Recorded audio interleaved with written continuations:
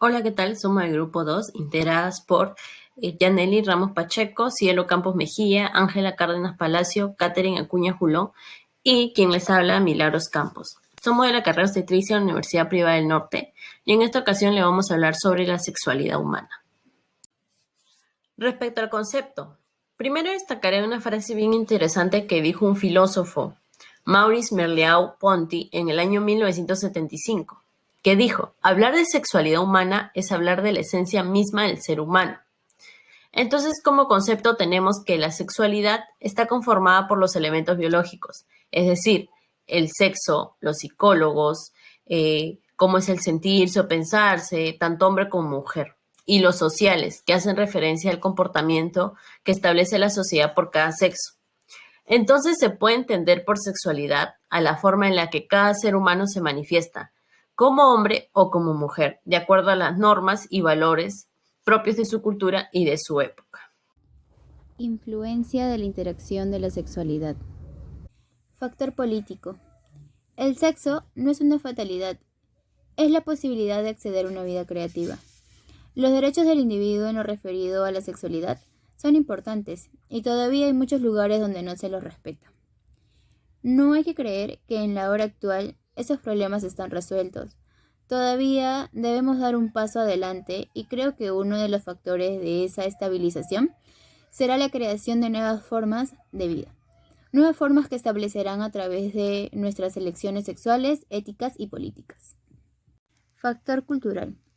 La sexualidad supera la base únicamente instintiva de la persona.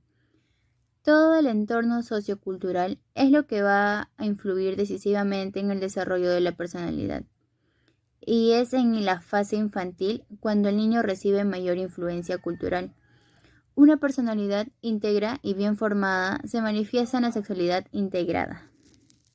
Factor histórico. Lo sexual ha sido no solo un tema de debate en muchos momentos de la historia, sino también objeto de regulaciones, vocaciones éticas e incluso políticas públicas.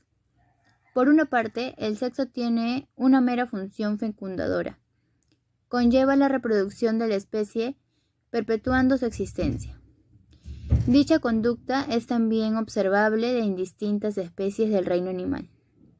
En cambio, la sexualidad es un aspecto característico del ser humano que implica otros aspectos como el género, la orientación sexual, la identidad sexual, cuestiones emocionales, filas y sobre todo aspectos culturales definidos a la sociedad y a la época. Factor religioso. La relación entre la religión y sexualidad implica una moral sexual, entendida no tanto como parte de la moral general o común a todos, sino como la parte de la moral religiosa que implica restricciones al comportamiento sexual. De acuerdo a esto, la mayor parte de las religiones han visto la necesidad de dirigir la cuestión de un papel propio de la sexualidad en las interacciones humanas. Diferentes religiones tienen diferentes códigos de moral sexual, que regulan la actividad sexual o asignan valores normativos a ciertas acciones o pensamientos cargados de contenido sexual. Dimensiones de la sexualidad. Contamos con cuatro. Dimensión biológica, que se refiere a las características físicas y biológicas como genitalidad, cromosomas, cuerpo, actividad física, y todo esto se da desde nuestra concepción. Dimensión social, que se basa en la interacción de los amigos, familia, en sociedad, y todo esto depende de la formación de nuestra cultura y normatividad. Dimensión ética, que son nuestros valores, nuestro ser, nuestro hacer, nuestra autovaloración y autoestima. Dimensión psicológica es las emociones, nuestra personalidad, nuestros sentimientos, nuestro desarrollo de afecto, nuestras decisiones respecto a la identidad y a nuestra orientación sexual. A mí me tocó ejemplos. Ejemplo, género. En nuestra cultura, a los hombres se les prohíbe llorar, expresar sus emociones, ser débiles, fallar, tener miedo y estar obligados a ser fuertes, insensibles, agresivos y conquistadores. En el caso de la mujer, se les prohíbe ser competitivas, fuertes, agresivas, tomar la iniciativa. En cambio, se ven obligadas a ser obedientes, sumisas, maternales y dependientes. Ejemplo, sexo.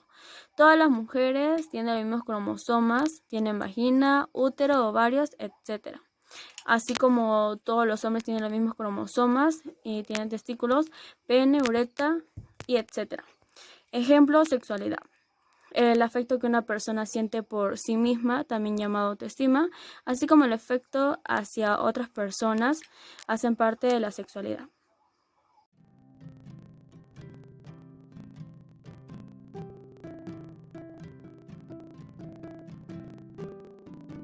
Hablar sobre la salud sexual. La sexualidad es una parte muy importante del ser humano, pero cuando hablamos de salud sexual nos referimos a crear entornos saludables integrando los distintos valores.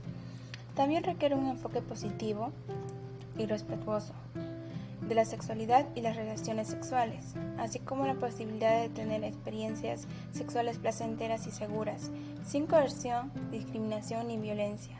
La capacidad de los hombres y las mujeres para lograr la salud sexual y bienestar sexual son iguales. ¿Cómo lograrlo?